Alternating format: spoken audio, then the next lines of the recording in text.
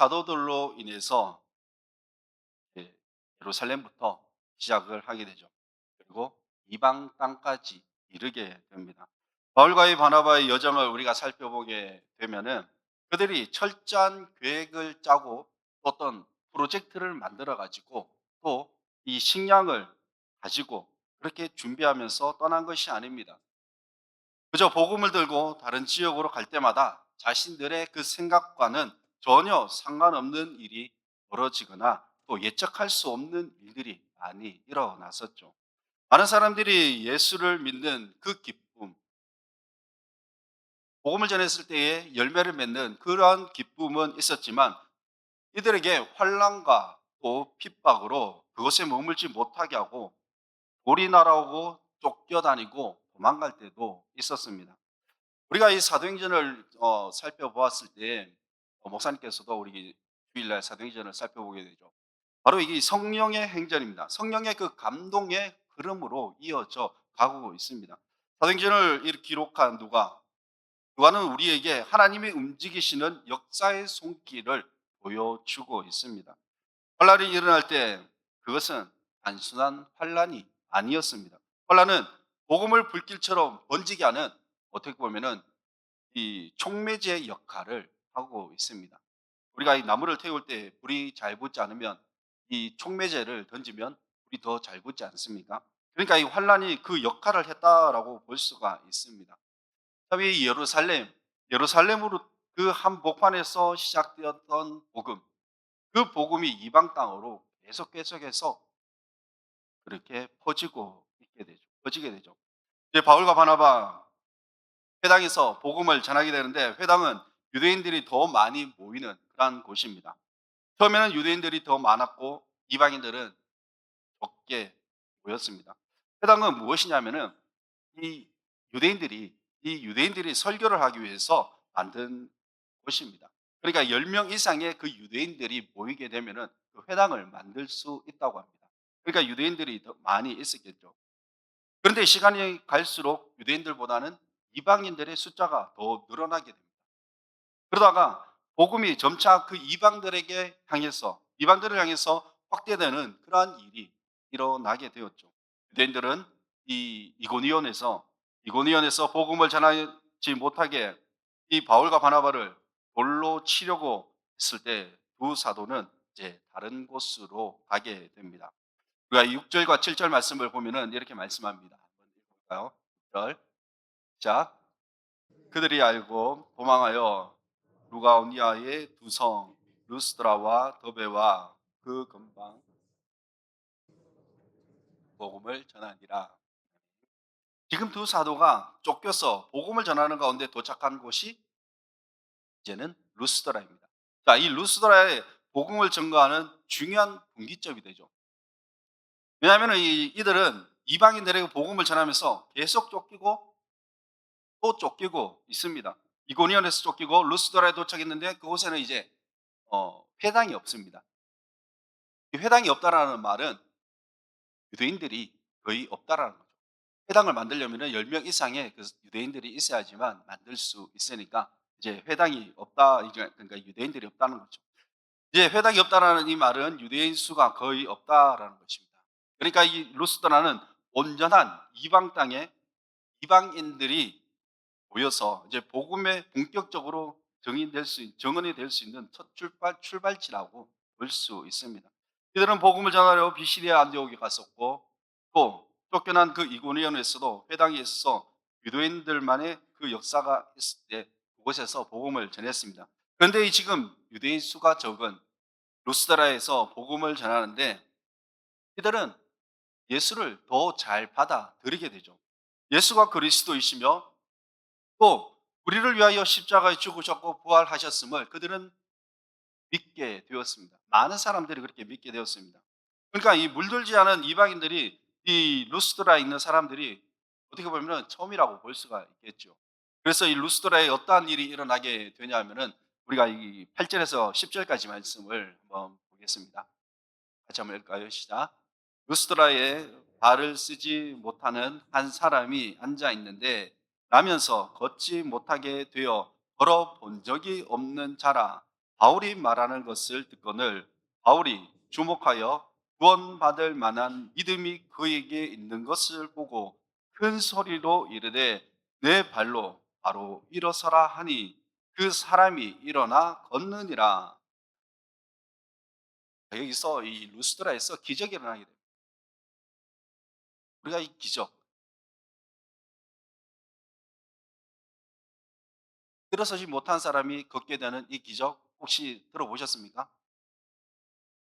사도행전 어디에 나오죠? 3장에 나옵니다. 사도행전 3장에 한 번 더 있었죠. 마가의 다락방 성령이 임한 이후에 베드로와 요한이 성전 미문에 앉아 있는 걷지 못한 자를 향해서 이렇게 말하게 되죠. 은과 금은 내게 없거니와 나사렛 예수 이름으로 일어나 걸어라라고 했을 때 걷지 못한 자는 일어나 걷게 되었습니다. 이런 놀라운 기적이 일어나게 되었습니다. 이거 비슷한 그런 상황이죠.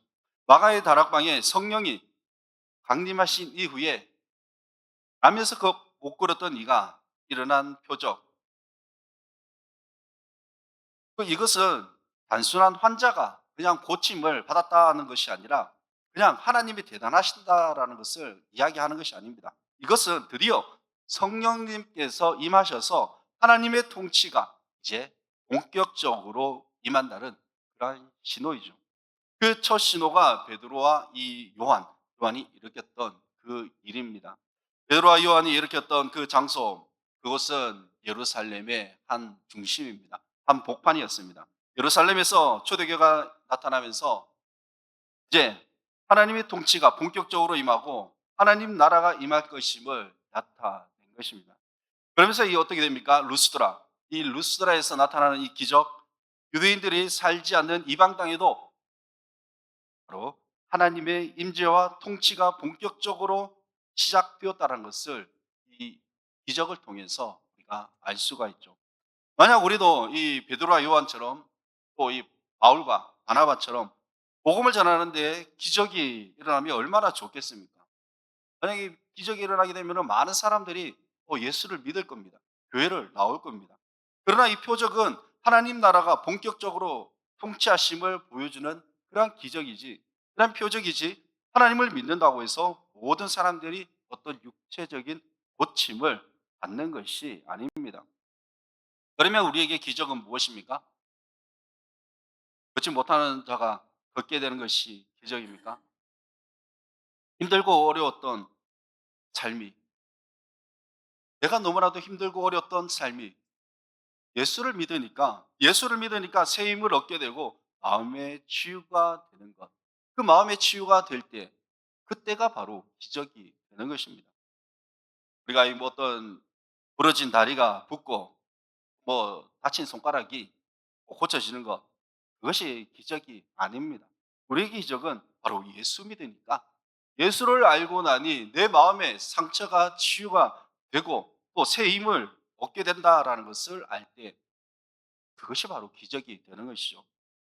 인생의 실패와 좌절, 상처와 다른 사람과의 그 비교 의식 때문에 한 발자국도 내딛지 못하는 사람들을 향해서 하나님은 내 발로 일어서라고 그렇게 말씀을 하십니다. 일어설 수 있는 기적은 말씀 앞에서 믿음으로 일어설 수가 있습니다.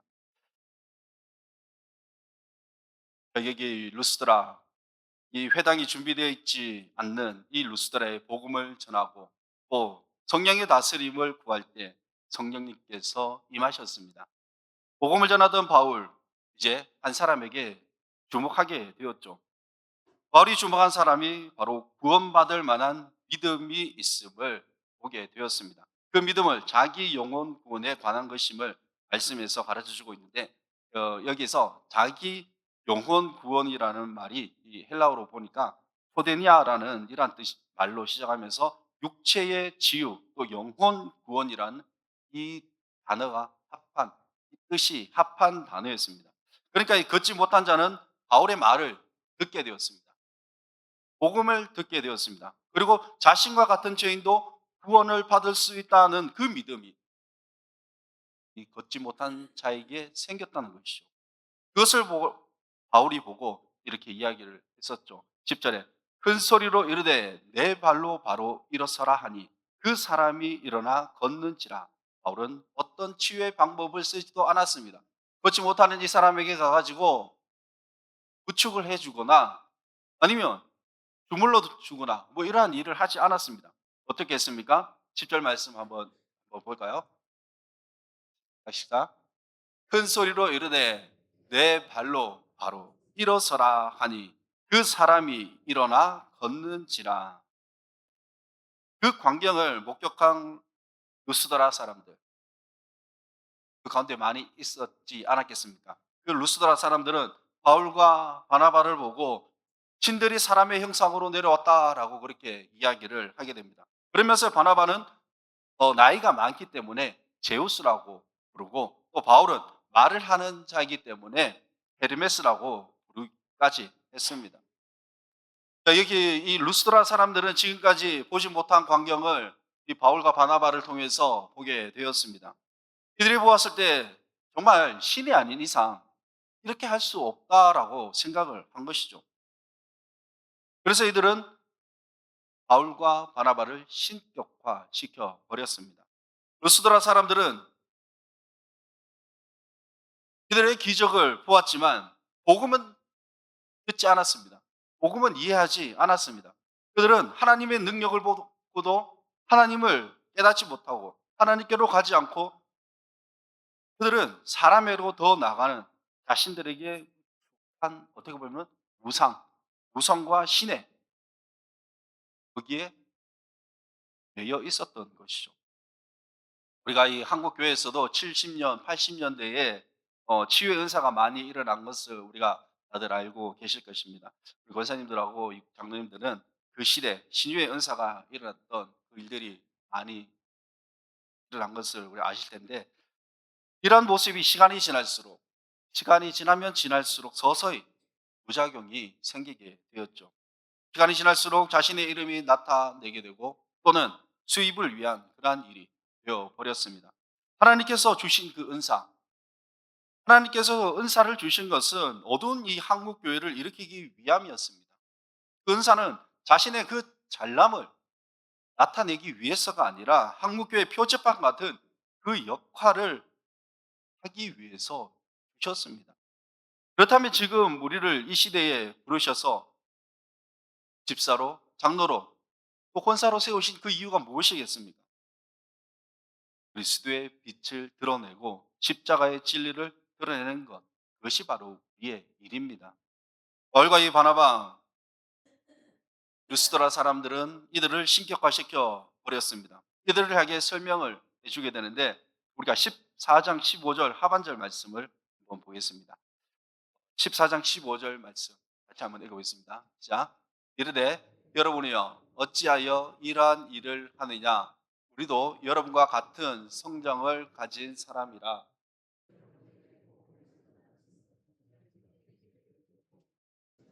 바다와 그 가운데 만물을 지으시고 살아계신 하나님께로 돌아오게 함이라.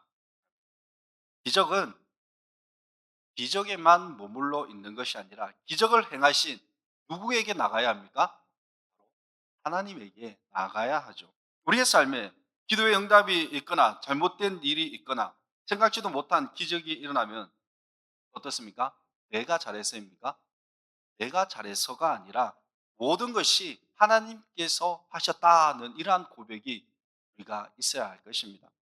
바나바 바울, 신으로 추앙하는, 그렇게 추앙을 하려는 그 루스드라 사람들, 그들 앞에서 옷을 찢게 됩니다. 우리는 하나님 앞에 세움을 받은 표지판에 불과하다라는 이러한 말을 하게 된 것이죠. 루스드라 사람들은 바울에게 충분히 신으로 추앙받기에 마땅하지만 이 바울과 바나바는 사람들의 경배를 단호하게 거부를 하게 됩니다. 그리고 그들은 옷을 찢게 됩니다. 옷을 찢었다, 이것은 그들은 개인적으로 근심과 슬픔뿐만 아니라 하나님 앞에 크나큰 죄라는 것을 그들은 알았기 때문입니다. 만약 이 두 사도가 자신들이 행한 일이라고 그렇게 생각했다면 그 공로는 그 자신들에게 가는 것이죠. 하나님에게 가는 것이 아니라 자신들에게 가는 겁니다. 그러나 그들은 모든 것을 하나님께 영광을 돌리려 했습니다. 모든 것이 하나님께 행하셨다는 것을 잊지 않았습니다. 하나님의 자녀들은 하나님께로 나아가는 표지판 인생임을 우리가 잊지 말아야 합니다. 하나님께 돌려야 할 영광을 우리가 가로챈다거나 나 때문에 내가 잘했다라는 그러한 생각은 없어야 합니다. 우리의 인생의 모든 것을 누가 행하십니까? 바로 하나님이 행하십니다. 그래서 우리는 모든 것을 하나님 앞에 영광을 돌려드려야 합니다. 그리고 우리 16절 말씀을 한번 보겠습니다. 16절 읽습니다. 시작. 하나님이 지나간 세대에는 모든 민족으로 자기들의 길들을 가게 방임하셨으나 하나님을 떠난 인간은 우상과 또 탐욕, 회로 이어졌습니다. 예전에는 뭐 나무를 섬기고 또 달에게 절을 하고 뭐 이렇게 뭐 돌을 신으로 여기고 그렇게 했다는 것을 저는 뭐 예전에 듣기는 했습니다마는 이 피조물 창조보다 더 섬기고 그러니까 자기 욕심대로 살았습니다. 하나님이 막지 않으시니까 사람들은 그 길이 올바른 길인 줄 알고 그냥 그 길을 걸어가고 있습니다. 이것이 방임하셨다인데 그러나 하나님께서는 방임의 시간 속에서도 침묵하지 않으셨죠. 17절의 말씀처럼 이렇게 말씀합니다. 17절 말씀을 한번 볼까요? 자, 그러나 자기를 증언하지 아니하신 것이 아니니 곧 여러분에게 하늘로부터 비를 내리시며 결실하기를 주시는 선한 일을 하사 음식과 기쁨으로 여러분의 마음에 만족하게 하셨느니라. 하늘에서 비를 주시고 또 결실의 계절을 주시고 또 양식의 기쁨을 주셨습니다. 하나님께서는 우리를 억지로 붙잡고 끌고 가시는 분이 아니라 그러니까 이 선택의 기회를 주시는 분이시죠. 우리는 어떻게 보면 내 마음대로 또 내 욕심대로 내 고집대로 살아가고 있습니다. 또 그렇게 살 수 있습니다. 어떻게 산다고 해서 하나님께서 당장 하나님의 말씀 따라 살아가지 않는다고 해가지고 당장 벌을 내리지는 않으십니다. 죄를 지었다고 해가지고 바로 심판하지 않으십니다. 하나님은 우리가 선택한 길에 그 열매를 보게 하시고 또 그 열매를 통해서 하나님께 돌아오게 하시려는 것이죠. 이 지나간 세대는 자기 길을 가도록 방임하셨지만 이제 우리는 예수 그리스도로 인해 구원의 길을 보여주셨습니다. 이 루스드라의 구원의 길이 열리는 정말 놀라운 일들이 일어나게 되었죠. 바울과 바나바가 정말 그렇게 복음을 전하고 그렇게 그들에게 복음을 전했을 때 헛된 그 우상 숭배를 말려 제사를 못하게 하게 됩니다. 18절 말씀을 한번 보겠습니다. 18절 말씀 한번 읽어볼까요? 시작. 이렇게 말하여 겨우 우리를 말려 자기에게 제사를 못하게 하니라. 안디옥과 이고니온